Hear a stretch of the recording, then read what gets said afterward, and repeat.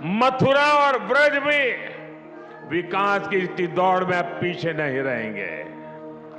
वो दिन दूर नहीं जब ब्रज क्षेत्र में भी भगवान के दर्शन और भी दिव्यता के साथ होंगे। ओम नमः शिवाय। शिव ही सत्य है। आज सैकड़ों वर्षों की नंदी जी की साधना पूर्ण हुई। अब ये एएसआई का जो कंक्लूजन है मैं वो आपको पढ़ के सुना रहा हूँ। It can be said that there existed a large Hindu temple prior to the construction of existing structure. मतलब एएसआई ये कह रहा है कि ये कहा जा सकता है कि यहाँ पे एक बहुत बड़ा भव्य हिंदू मंदिर था prior to the construction of existing structure. मतलब इस मस्जिद से पहले इससे पहले यहाँ पे एक हिंदू मंदिर एग्जिस्ट करता था। ये एएसआई ने अपनी कंक्लूसिव फाइंडिंग दी है। मुझे तो मरना है पर आपका तप बहुत बड़ा है। आपको सदियों तक इंतजार करना है।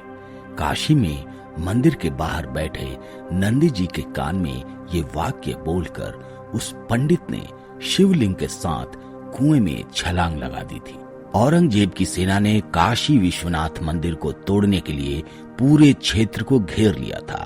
पूरे काशी में मुगल सैनिकों के हाथों में तलवारें और मंदिरों को छोड़कर भागते लोगों की चीखें ही दिखाई और सुनाई दे रही थी। तब एक पुजारी ने हिम्मत दिखाई और महादेव के स्वयंभू ज्योतिर्लिंग को बचाने के लिए शिवलिंग के साथ ही ज्ञानवापी कुएं में कूद गए। भारत सरकार के प्रयासों से 353 साल पुराना ज्ञानवापी कुंड काशी विश्वनाथ मंदिर के विस्तार में कॉरिडोर का हिस्सा बन गया। लेकिन ये तस्वीर उसी नंदी की है जो सालों तक अपने महादेव की ओर मुंह करके मंदिर के पुनरुत्थान की प्रतीक्षा कर रहा है। वर्षों से अपने महादेव की प्रतीक्षा करते इस नंदी की प्रतीक्षा अब समाप्त होने को है। जी हाँ दोस्तों, कोर्ट के आदेश के बाद ज्ञानवापी मस्जिद का एएसआई सर्वे करवाया गया था। अब ये एएसआई का जो कंक्लूजन है मैं वो आपको पढ़ के सुना रहा हूँ। It can be said that there existed a large Hindu temple prior to the construction of existing structure.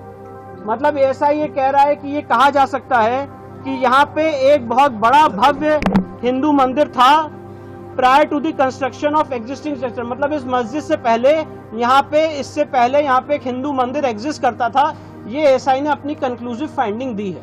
18 दिसंबर को एएसआई ने जिला जज की अदालत में अपनी रिपोर्ट सौंप दी थी। इसके बाद हिंदू पक्ष ने मांग की थी कि सर्वे रिपोर्ट की कॉपी दोनों पक्षों की सौंपी जाए। इस पर बुधवार 24 जनवरी 2024 को जिला कोर्ट ने सभी पक्षों को सर्वे रिपोर्ट सौंपने का आदेश दे दिया था।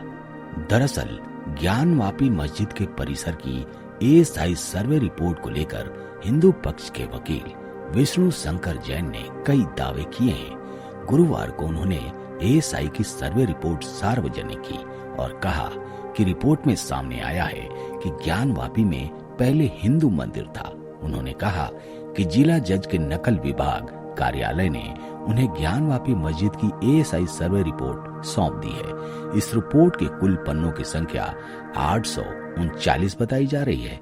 इस रिपोर्ट को लेकर विष्णु शंकर ने बताया कि जीपीआर सर्वे पर एएसआई ने कहा है कि यह कहा जा सकता है कि यहाँ पर एक बड़ा भव्य हिंदू मंदिर था।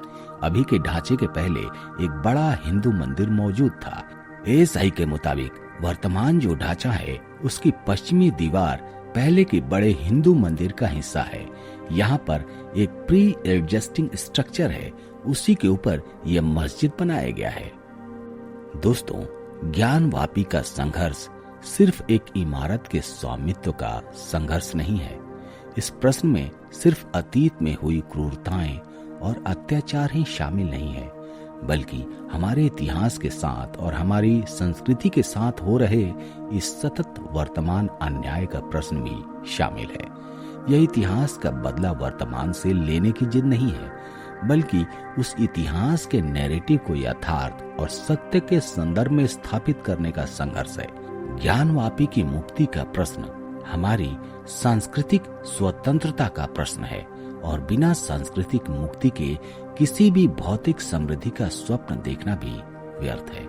इसलिए हमें हमारी सांस्कृतिक स्वतंत्रता चाहिए। अपनी भौतिक समृद्धि हम स्वयं देखते देखते अर्जित ही कर लेंगे। और वैसे भी इस्लाम में ज्ञानवापी नाम का कोई भी शब्द नहीं है। इसका नाम ही खुद गवाही दे रहा है कि मैं कोई और नहीं, मैं मंदिर हूं, मैं ज्ञानवापी हूं। दोस्तों, अब तो ये लगता है कि अब वो दिन दूर नहीं जब अयोध्या की तरह काशी में भी एक भव्य मंदिर बनेगा, वो भी हमारे महादेव का।